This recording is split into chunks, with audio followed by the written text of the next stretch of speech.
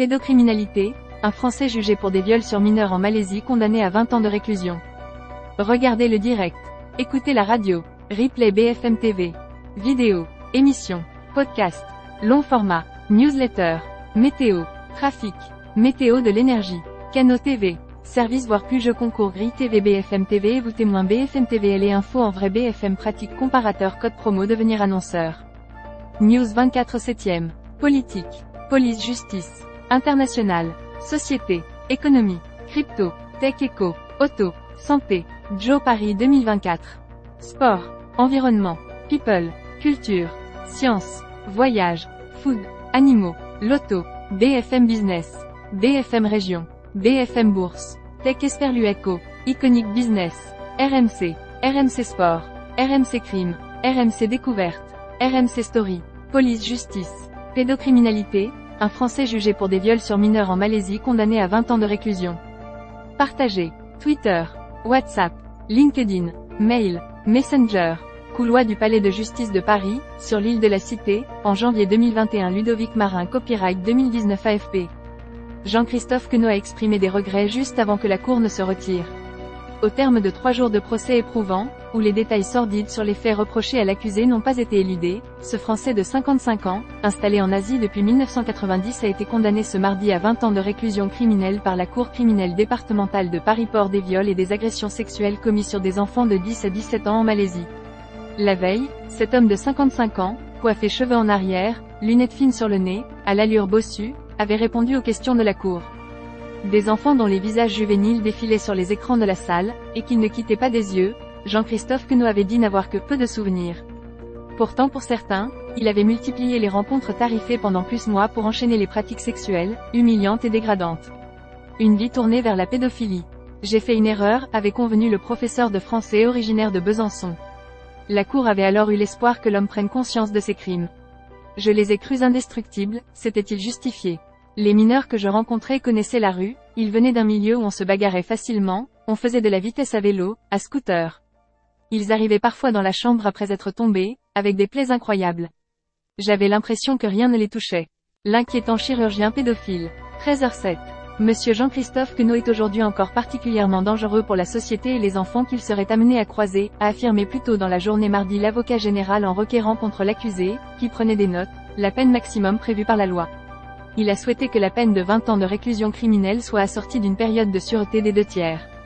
Il a également demandé une obligation de suivi socio-judiciaire de 20 ans à l'issue de la peine. Le pédophile, le plus prolixe.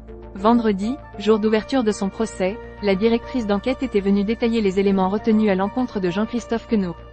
Il avait été interpellé en France en mars 2019 après avoir été arrêté début février en Thaïlande dans une chambre d'hôtel avec 2 jeunes garçons de 14 ans. Grâce au paiement d'une caution, il avait pu prendre la fuite et se réfugier en France où il avait été cueilli chez sa mère. Dans ses bagages, Jean-Christophe Queneau détenait 100 000 vidéos à caractère PE accent aigu pornographique. Des images de l'ensemble de ses rencontres avec ces jeunes victimes qu'il conservait depuis des années. Il consignait également tous les détails des pratiques sexuelles imposées aux garçons dans des carnets. Des enquêteurs ont passé 5000 heures à regarder ces vidéos, pour la simple période 2014 à 2017 en Malaisie, pour tenter d'identifier les victimes. Dans un autre dossier, qui avait été disjoint lors de l'instruction, Jean-Christophe Queneau est soupçonné de centaines d'autres viols et agressions sexuelles en Thaïlande, Inde, Sri Lanka, Philippines et Indonésie. Les plus lus. Près d'un mois après les attaques contre Israël, un dirigeant du Hamas répond à BFM TV, on ne peut pas faire à manger, en Bretagne, des habitants toujours sans électricité depuis le passage de la tempête Ciaran 20 000 € par mois, pourquoi le gain d'Eurodreams est moins intéressant que le jackpot du loto Éric Dupond-Moretti jugé. Comment la Cour de justice de la République fonctionne-t-elle? Titre de séjour, asile, expulsion. Ce que contient le texte sur l'immigration qui arrive au Sénat. Près d'un mois après les attaques contre Israël, un dirigeant du Hamas répond à BFM TV. On ne peut pas faire à manger, en Bretagne, des habitants toujours sans électricité depuis le passage de la tempête Ciaran. 20 000 € par mois, pourquoi le gain d'Eurodreams est moins intéressant que le jackpot du loto? Éric Dupond-Moretti jugé. Comment la Cour de justice de la République fonctionne-t-elle? Titre de séjour, asile, expulsion. Ce que contient le texte sur l'immigration qui arrive au Sénat. À la une. Budget de l'État, Elisabeth Borne déclenche un 16e 49.3. Facebook. Twitter.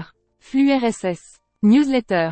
Apple. Android. Nos dossiers. Événements. Partenaires. Jeux concours.